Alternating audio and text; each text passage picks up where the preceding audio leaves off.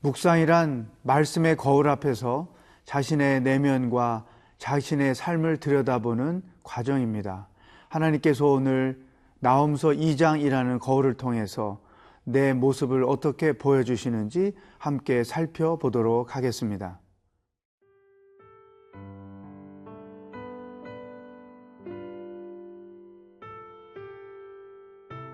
나훔 2장 10절에서 13절 말씀입니다. 니느웨가 공허하였고 황폐하였도다. 주민이 낙담하여 그 무릎이 서로 부딪히며 모든 허리가 아프게 되며 모든 낯이 빛을 잃도다. 이제 사자의 굴이 어디냐? 젊은 사자가 먹을 곳이 어디냐? 전에는 수사자, 암사자가 그 새끼 사자와 함께 거기서 다니되 그것들을 두렵게 할 자가 없었으며 수사자가 그 새끼를 위하여 먹이를 충분히 찢고 그의 암사자들을 위하여 움켜 사냥한 것으로 그 굴을 채웠고 찢은 것으로 그 구멍을 채웠었도다. 만군의 여호와의 말씀에 내가 네 대적이 되어 네 병거들을 불살라 연기가 되게 하고 네 젊은 사자들을 칼로 멸할 것이며 내가 또 네 노력한 것을 땅에서 끊으리니 네 파견자의 목소리가 다시는 들리지 아니하리라 하셨느니라. 오늘 말씀의 배경은 아수르의 수도 니느웨가 더 강한 나라 바벨론으로부터 침략을 받아서 완전히 멸망당하는 내용을 기록하고 있습니다. 10절 말씀을 보면 니느웨가 공허하였고 황폐하였도다. 주민이 낙담하여 그 무릎이 서로 부딪히며 모든 허리가 아프게 되며 모든 낯이 빛을 잃도다. 왜 이렇게 니느웨가 비참한 멸망을 당하게 됐을까요? 그 이유는 두 가지였습니다. 하나는 그들이 교만하여 하나님을 대신했다는 것입니다. 막강한 군사의 힘을 가지고 이웃 나라들의 생명을 마음껏 짓밟고 죽게 했다는 것이죠. 생명의 주인은 하나님인데 그들이 생명을 취함으로 하나님을 대신하는 교만을 범했다고 하는 것입니다. 또 하나는 하나님이 택하시고 사랑하시는 이스라엘 백성들을 괴롭혔다고 하는 것이죠. 따라서 하나님은 그와 같은 니느웨를 엄격하게 심판하실 것을 이렇게 예언하셨던 것입니다. 오늘 우리는 이 본문 말씀에서 하나님의 관점에서 세계관을 가져야 될 것을 생각해야 합니다. 개인의 삶의 주인도 하나님이고 가정의 주인도 하나님이고 교회의 주인도 하나님이고 한 나라 역사의 주인도 하나님이시다. 우리는 하나님의 이와 같은 통치가 곧 크리스찬들이 가져야 될 세계관이라는 사실을 분명히 인식해야 됩니다.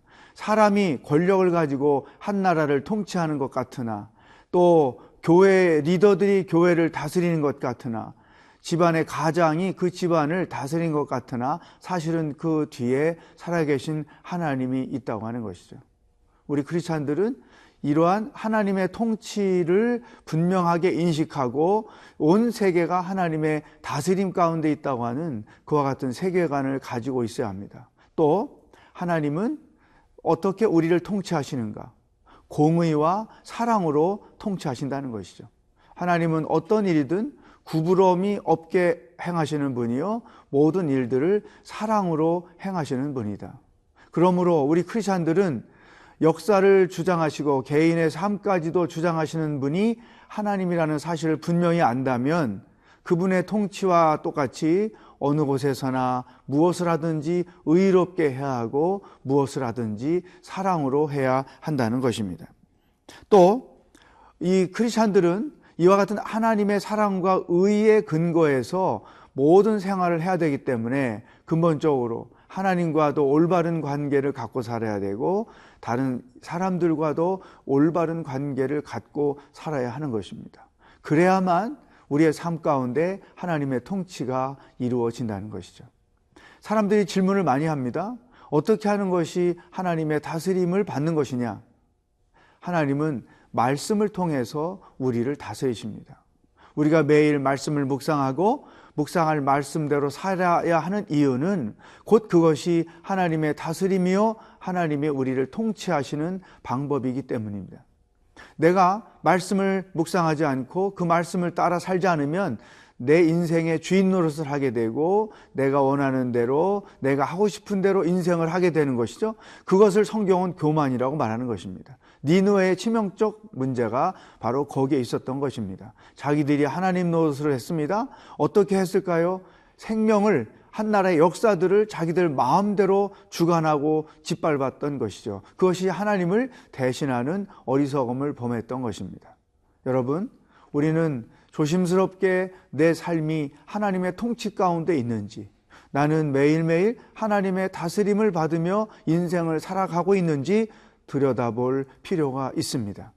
말씀을 묵상하고 그 묵상한 말씀을 따라 살면 하나님의 통치가 내 삶 가운데 평생 있게 될 것입니다.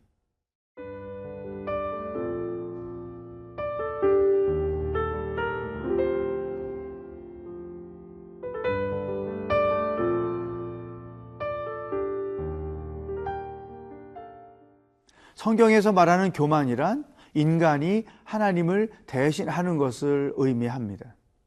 니느웨가 하나님께로부터 멸망을 받게 된 이유가 바로 거기에 있는 것이죠. 오늘 본문 말씀 13절에 보면 만군의 여호와의 말씀에 내가 내 대적이 되어 내 병거들을 불살라 연기가 되게 하고 내 젊은 사자들을 칼로 멸할 것이며 내가 또 내 노력한 것을 땅에서 끊으리니 내 파견자의 목소리가 다시는 들리지 아니하리라 하셨느니라. 하나님께서 엄격하게 니느웨를 심판하실 것을 이렇게 예언을 한 것입니다. 내가 너의 대적이 되리라. 많은 나라들의 대적이 돼서 그 나라를 그렇게 몰살시켰던 것처럼 이제는 내가 너의 대적이 돼서 너희를 이렇게 심판하리라, 이런 말씀이죠. 여기서 오늘 우리는 두 번째 묵상해야 될 말씀이 있습니다. 우리 크리스찬들은 삶의 여정 가운데 내내 하나님의 심판이 반드시 있다는 것을 인식하고 살아야 합니다. 사람의 눈을 피했다고 자유할 수 없는 것이죠. 사람은 속일 수 있어도 하나님은 결코 속일 수 없습니다. 그분은 우리의 삶의 모든 것들을 보고 계시고 알고 계십니다. 그리고 침묵하고 계신 것 같지만 무엇인가를 계획하고 계시다는 사실이죠. 그러므로 우리는 죄 짓는 일, 또 사람들을 어렵게 하는 일, 또 피해를 주는 일, 어떤 일을 하든지 간에 기본적으로 하나님이 우리 마음에 장치해 주신 양심의 가책을 받아야 됩니다. 신앙 양심상 어그러진 일들은 해서는 안 되는 것이죠. 그러나 그런 신앙의 양심의 소리도 무시하고 또 하나님을 대신하는 교만을 계속해서 범하게 되면 반드시 그분의 심판이 우리 가운데 있을 수밖에 없다. 그러므로 항상 하나님 앞에서 언젠가 나는 내 삶을 정리할 때가 있고 그분 앞에서 평가받을 때가 있다라고 하는 이와 같은 인식을 가지고 무엇을 하든지 올바르게 하나님의 뜻에 합당하게 살아가야 될 필요가 절대적으로 있다는 것입니다. 세상 사람들 보면 결코 하나님의 심판이 없다는 생각을 가지고 마음껏 범죄하며 자기 마음대로 살죠. 교회 안에서도 교회가 어떤 위기를 당할 때 보면 하나님의 심판은 안중에도 없이, 아니 하나님은 안중에도 없이 자기 생각대로 자기 기분대로 자기의 감정대로 마음껏 행하는 사람들을 종종 볼 수가 있습니다. 그러나 우리는 분명히 기억해야 됩니다. 하나님은 그와 같은 교만한 자들을 니느웨를 심판하듯이 반드시 심판하실 것이다.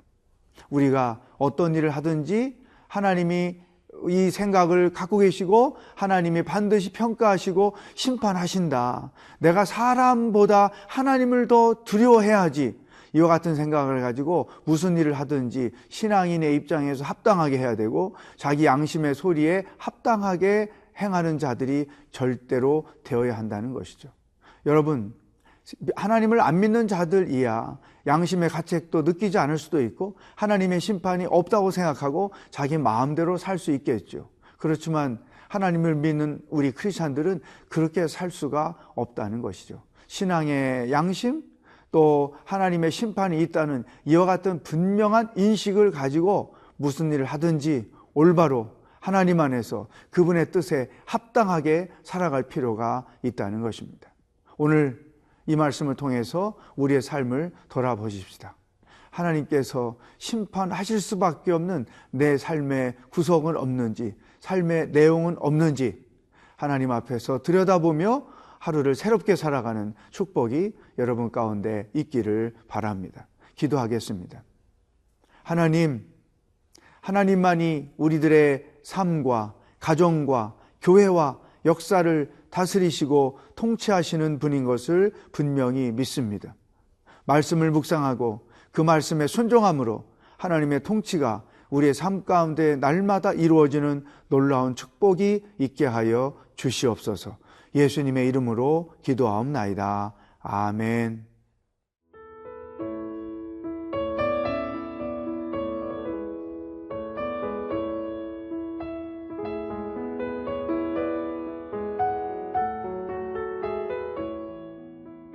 이 프로그램은 시청자 여러분의 소중한 후원으로 제작됩니다.